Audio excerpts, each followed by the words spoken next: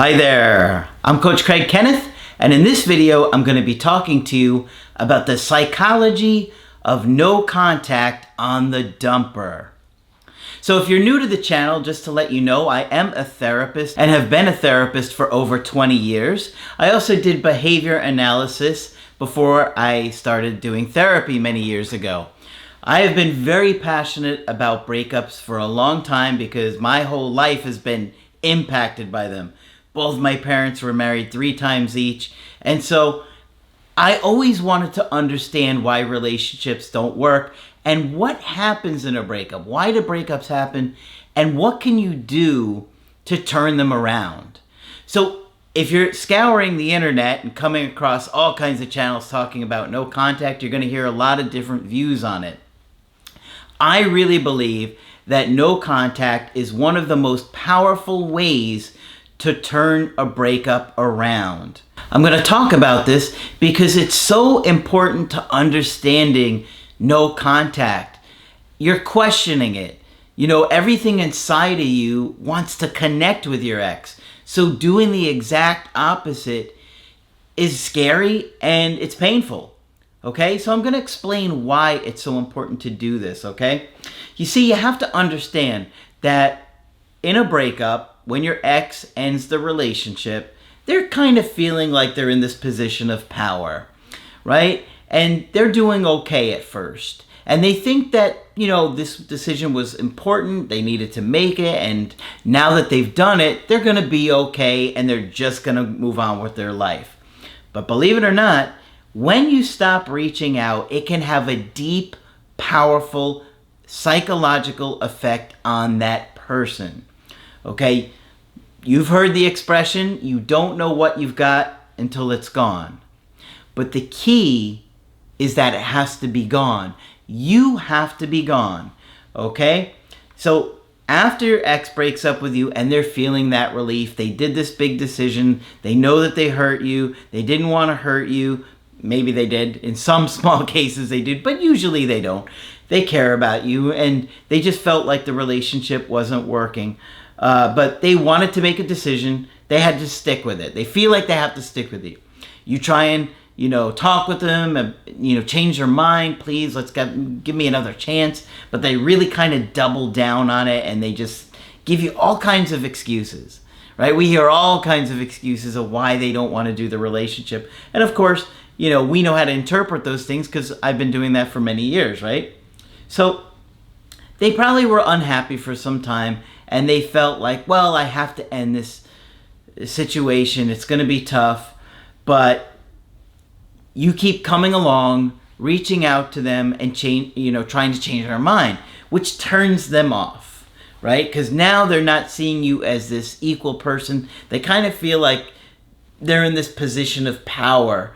And they really lose sight of what you're going through in that moment.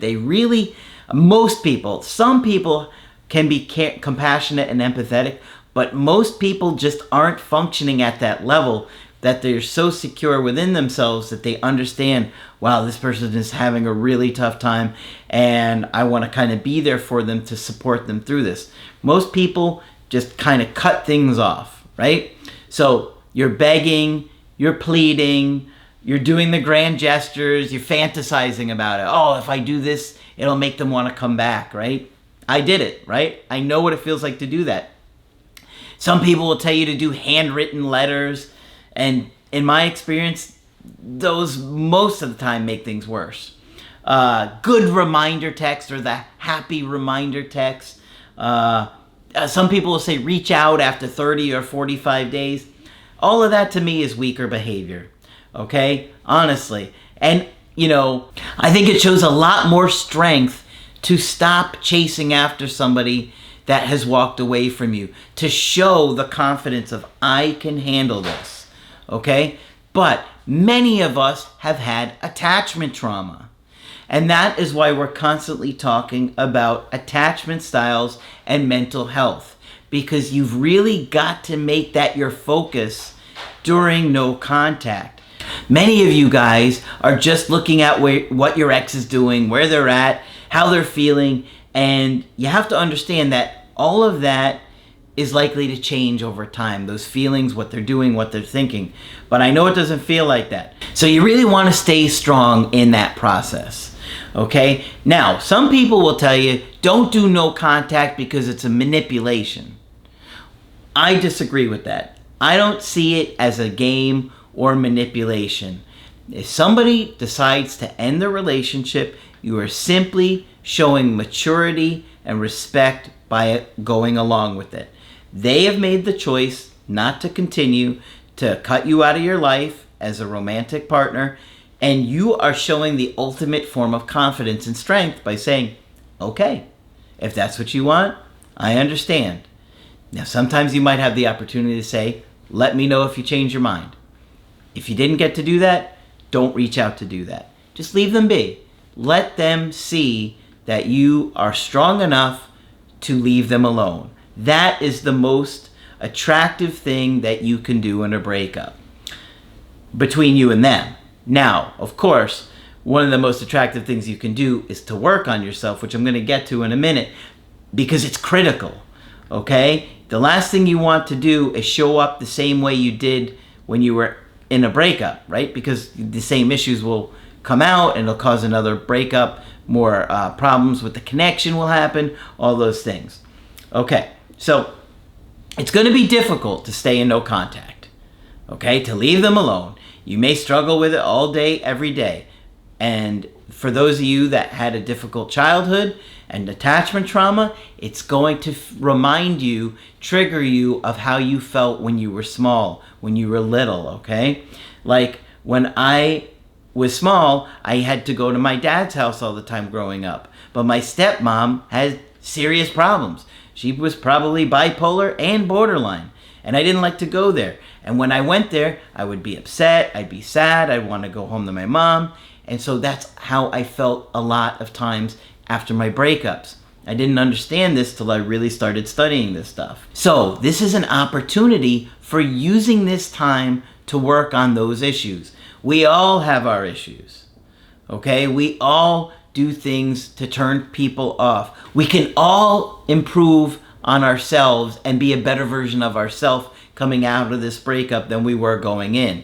That's what my workbooks are for. That's what my creative healing course is for. It will truly transform you and change your life. But you have to commit to them. Just 30 minutes a day makes a big difference. Trust me. Trust me. You don't want to be the same person when your ex comes back. They'll be able to tell very quickly, and they'll get very turned off by that. So, you have to understand that as you're doing these things behind the scenes, time is going by, and time is a very powerful thing. That has a big impact on your ex when you're leaving them alone. That time allows them to start to wonder about things, to start to miss you, and to start to get curious. Now, of course, they are curious after the breakup too, but they start to get more and more curious. But you have to not reach out to them, okay? And don't post on social media every day, okay? Those things are going to turn them off. Less is more, okay? Every situation is different for them, but for the most part, less is more, okay? So now they're getting curious. They haven't heard from you. It starts to really bother them. Why? Because human beings are wired to attach. It's a deep biological drive like hunger and thirst. You can't turn it off. They can act like they don't care, but you can't turn these things off. And they are likely to start watching you or creating fake accounts even to start to see what you're doing, okay? I see this happen all the time. You know, with social media being the way it is now and so connected into our lives, it has a big impact, and they will look for ways to see what you're doing. They'll start to ruminate. They'll start to reflect. They'll start to realize that some of the things that you did weren't as bad as they felt. And they'll start to realize that some of the things that they did were worse than what they realized. That's part of maturing and growing. Looking at the other person's position and looking at yourself and being accountable for who you are and what you did in a relationship. And they're likely to do those things. But the key is to getting them to wonder about you. And as they start to fear losing you, they will start to look more, think more, obsess more about you. Okay? Because now, ironically, they're afraid of losing you. And you're probably thinking, why would they be afraid of losing me? They're the one that ended the relationship. Yes, that's how they were feeling at that time.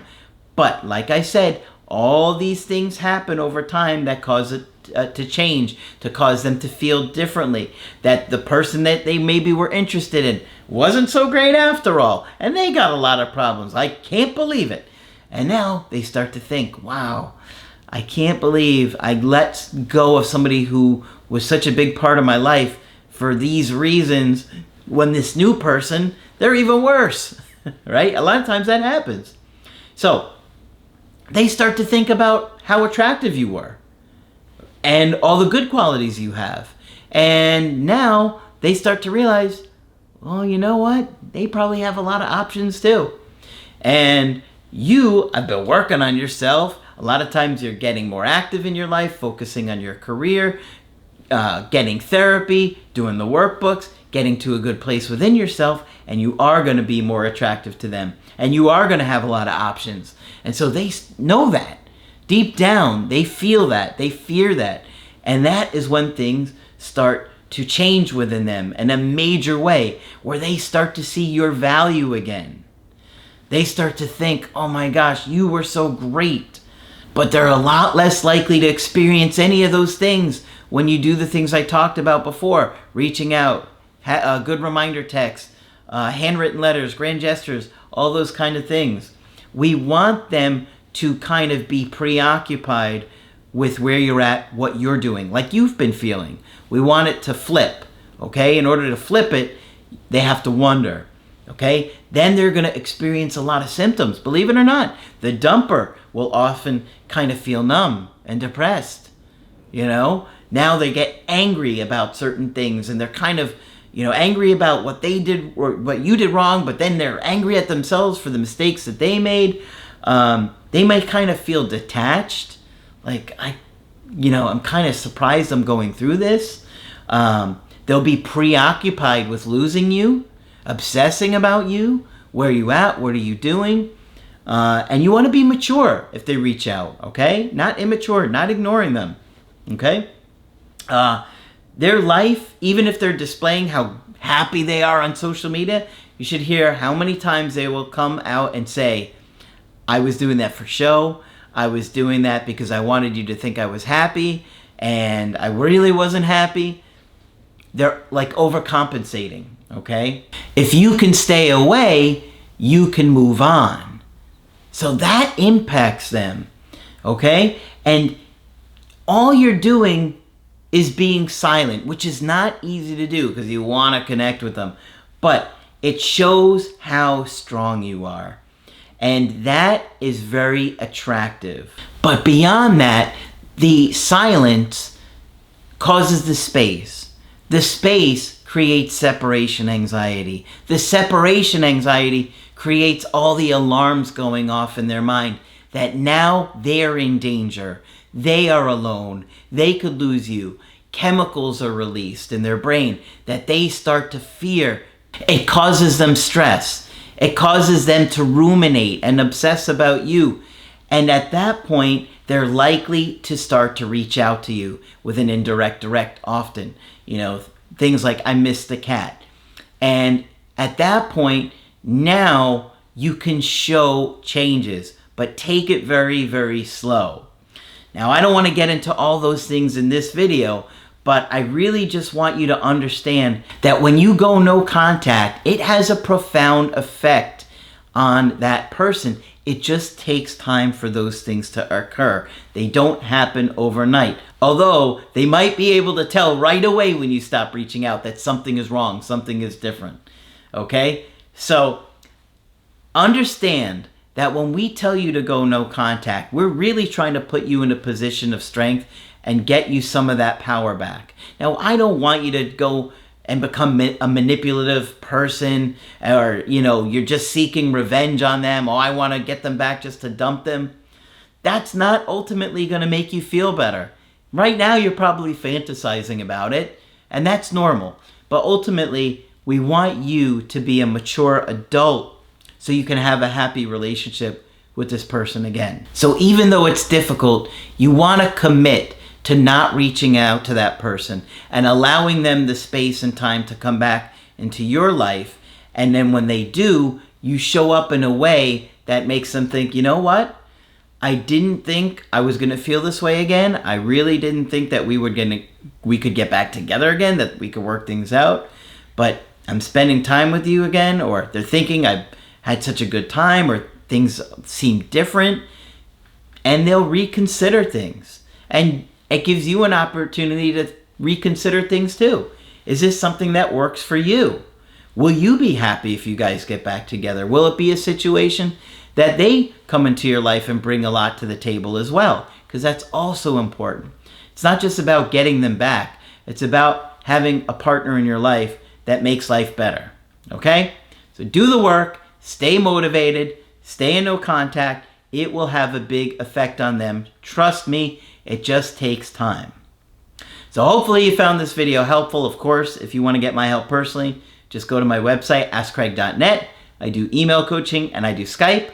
But that's it for this video. I'm Coach Craig Kenneth, and I will talk with you soon.